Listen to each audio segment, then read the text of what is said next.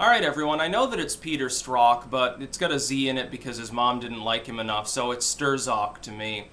Peter Strzok has been fired from the FBI, and actually I was surprised because I was like, oh, wasn't he already fired to begin with? It's like, why did it take so long?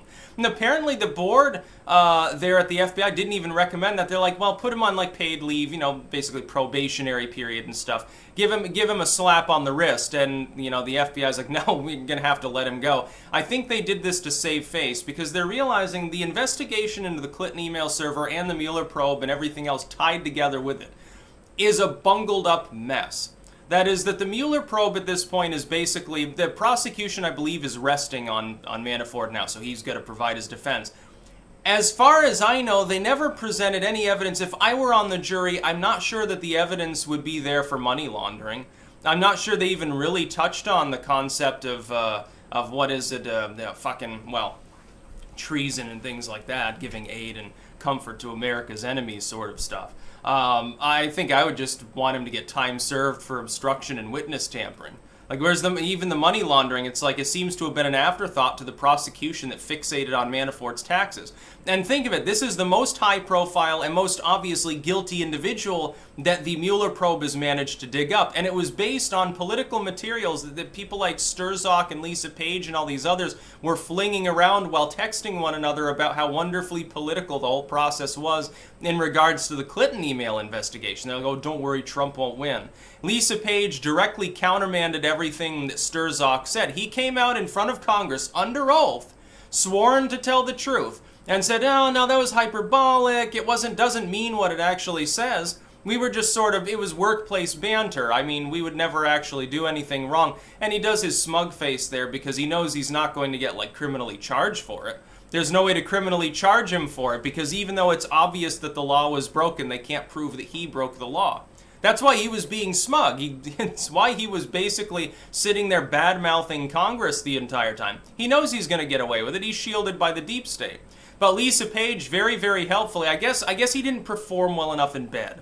Or she just doesn't like him anymore. She's a little vindictive. She decided to go to Congress, you know, in closed testimony. She's like, no, it means what it said. Yeah, absolutely. It was totally political. Mueller's a witch hunt to cover up our bullshit, probably. And the Clinton email investigation, yeah, was tainted by political scandal. All of these things. The Mueller probe's dead. That's why they're not really talking about it. Look, Manafort, he worked for Ronald Reagan and for Donald Trump, two successful presidential campaigns. He's a heavy hitter who rubs elbows with the whole political establishment. And yet, other than a few write-ups about it when the prosecution began, when the trial began, what else have you heard about it?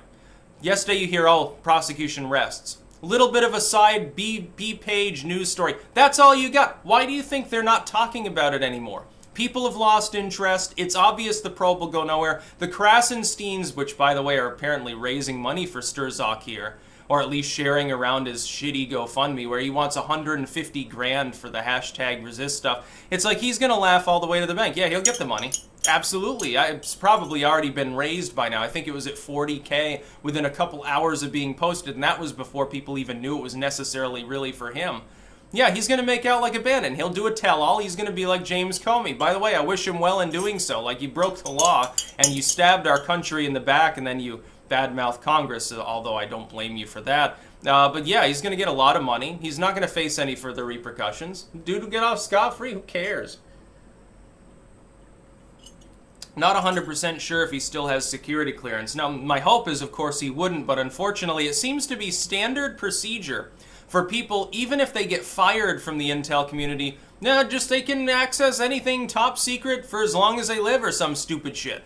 They don't have to reapply. They don't have to go through any training. They don't even get debriefed or anything. It's basically like, yeah, here's your stuff. Here's all those classified things you were working on here. You can be Magnum PI now, I guess, or something. It's like, yeah, I'm sure that nobody like this would ever sell any of that material to a foreign state. It's possible for China to infiltrate Feinstein's office so that her driver and personal confidant is literally a spy for the Red Chinese.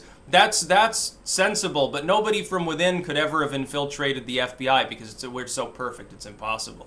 Yeah, I don't believe that at all. He should have been fired as soon as the texts came out. Everyone associated with it should have been fired. It's amazing to me that they weren't. It's going to be amazing to me, probably, that they maintain some degree of ability to access, confidential and top secret material, classified intel. No, it's perfectly fine. He gets fired for wrongdoing and obviously political motivations in so doing, and all this other stuff, but it's okay. Yeah, we're going to keep giving him classified reports for the next 6 months or something. Now, I think that there's something deeply troubling with the intel community. I'll tell you, the most troubling thing is that it looks like the FBI started the Mueller ship based on intel that it got in part from the CIA that accidentally took false reporting from MI6 and bundled it up along with the Steele dossier and other stuff. So that any legitimacy that it had is overshadowed by the fact that the method in which it was obtained by the FBI is actually in breach of all of its own protocol. I think that would be a problem. It's being speculated on increasingly that that's probably what happened. It involved foreign elements, at least in part. MI6, gunning for the Russians, basically. And that it still wasn't entirely true. And whoops, we can't tell Congress where we got this info because we'd all basically be fired. It's increasingly looking like that. As for the Clinton email probe, it's like that was basically a reverse witch hunt. There was, as soon as Loretta Lynch's tarmac meeting, it was obvious that Comey was going to have no choice but to not recommend charges. He was being leaned on by people who were technically his superiors, literally by Obama and Loretta Lynch. I have no doubt whatsoever that Obama commanded James Comey, commanded him not to pursue the case. I can almost guarantee that. What would have happened if Comey had come out and said, yeah, we're recommending certain charges?